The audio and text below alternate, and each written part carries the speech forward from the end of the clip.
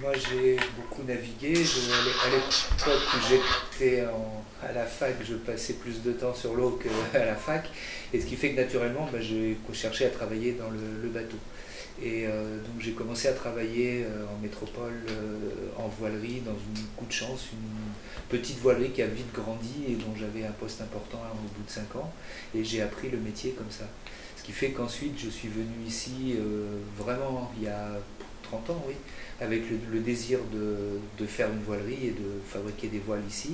Et c'est ce que j'ai réussi à faire et c'est ce que je fais depuis 30 ans ici, quoi. Incidence existe depuis quand? Alors Incidence, c'est le regroupement de 2 voileries importantes de France et moi je travaille avec eux depuis déjà 15 ans. Ça fait 15 ans que je les représente ici. C'est-à-dire que l'entreprise s'appelle Voile Caraïbes, c'est mon entreprise à moi tout seul, et je suis indépendant. Et par contre, je représente la marque Incidence pour toutes les Antilles depuis 12 ans, 13 ans. En quoi consiste votre métier? Alors nous, ce qu'on fait, c'est qu'on fait fabriquer des voiles, ça c'est la première chose, réparer des voiles parce que ça va avec. Par contre, j'ai développé il y a longtemps le fait de faire tout ce qui est accessoire sur les bateaux en tissu, c'est-à-dire que tout ce qui est en tissu sur un bateau, au début on me disait mais c'est votre métier de réparer une capote, c'est votre métier de réparer un taux. J'ai dit non, mon métier c'est de fabriquer des voiles. Et puis je me suis rendu compte que non, qu'il fallait tout faire et qu'on avait un trop petit marché en Martinique pour se contenter de faire que des voiles. Donc j'ai ouvert, on fait donc des bimini, des taux, et on fabrique et on répare. Et maintenant, je m'aperçois que tous mes collègues et confrères font la même chose, quoi. C'est-à-dire que ici en Martinique, on est obligé de faire un ensemble de choses. On fait y compris des bâches pour des maisons, enfin plutôt des grands hôtels ou des grosses structures comme le Club Med, comme les hôtels du groupe Accor. Alors que Incidence en métropole ne fait que des voiles de bateau et ne fait rien d'autre, quoi. Ça, c'est une particularité du marché ici. Combien de personnes travaillent au sein de votre entreprise? Alors au total, en ce moment on doit être 9 et on a été jusqu'à 16. On est un petit peu plus en saison parce qu'on peut embaucher des saisonniers et que c'est un métier très saisonnier.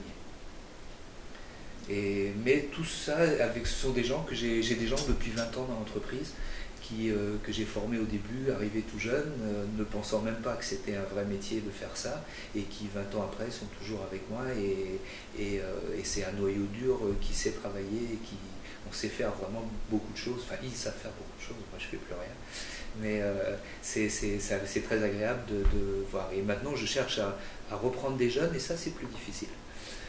Donc, quel regard vous portez sur le marché de la voilerie? Et quel est l'impact justement du domaine des bateaux sur le marin et sur la Martinique en général? Alors le domaine de la voilerie, ça c'est un domaine passionnel que j'aime beaucoup. Le domaine des bateaux, il est très important pour la Martinique parce qu'on est dans les Antilles. Les Antilles c'est nord-sud, plein d'îles, le vent toujours de travers, donc d'aller d'une île à l'autre c'est très facile, c'est l'affaire de 2, 3, 4, 5 heures. Donc c'est quelque chose de fabuleux, c'est unique au monde et on a la chance aux Antilles d'avoir un site de navigation qui est exceptionnel. Peut-être la Polynésie est plus beau mais pas navigable. Tandis que ici c'est vraiment un endroit pour naviguer fabuleux. Et la chance de la Martinique c'est d'être au milieu. Donc ça veut dire que les gens qui veulent aller des Grenadines vers les îles Vierges, qui sont un peu les 2 spots des Antilles, passent par la Martinique et s'arrêtent maintenant. En ces temps de crise, est-ce que vous diriez que ce marché se porte plutôt bien dans l'île? Alors le marché, il a suivi la crise, c'est-à-dire que, double crise, c'est-à-dire crise mondiale, où très nettement on a senti il y a plus de 2 ans que d'un seul coup ça s'est arrêté, quand les banques se sont effondrées, beaucoup de propriétaires de gros bateaux ont tout de suite gelé leurs bateaux, les gens ont reporté leur voyage, on a senti très bien une grosse baisse. Deuxième crise après avec la crise en Martinique, où le mois en pleine saison, d'avoir 1 mois et demi d'arrêt en pleine saison a été très préjudiciable. Donc là on est reparti 5 ans en arrière, quoi. Au niveau, je parle des chiffres d'affaires, du volume de travail. Donc on espère remonter, bien sûr, il faut.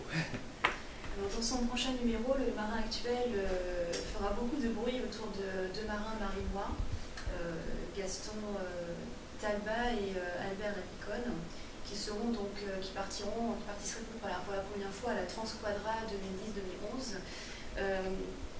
Quel est votre avis, à vous, sur le défi que ces deux marins s'apprêtent à relever? Moi, je trouve qu'il est super parce que je ne sais pas s'ils vont gagner, parce qu'il y a quand même des gens très forts qui s'entraînent tous les jours et qui ont des niveaux quasi professionnels.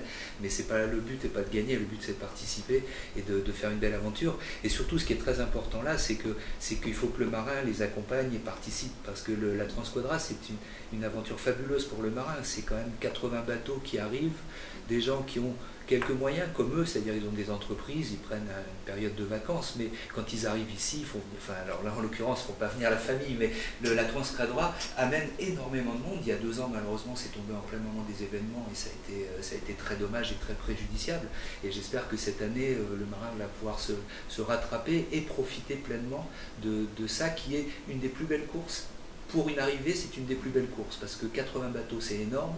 Déjà, il y a 2 personnes par bateau, 160, et chacun invite sa famille, chacun invite du monde et repart faire des croisières derrière, donc vont faire réparer leur bateau, parce qu'ils ont cassé forcément des tas de choses, vont réapprovisionner, et puis plein de billets d'avion, de taxi, de location, enfin, ça c'est un événement fabuleux pour le marin, et il faut absolument que le marin soit entièrement derrière la Transquadra, solidaire, et c'est encore mieux d'avoir deux marinois qui sont dedans, c'est encore plus simple d'être dedans. Mais la Transquadra est pour le marin, à mon avis, non pas une chance parce qu'elle l'a voulu, mais quelque chose de tout à fait réussi et qu'il faut continuer à aider.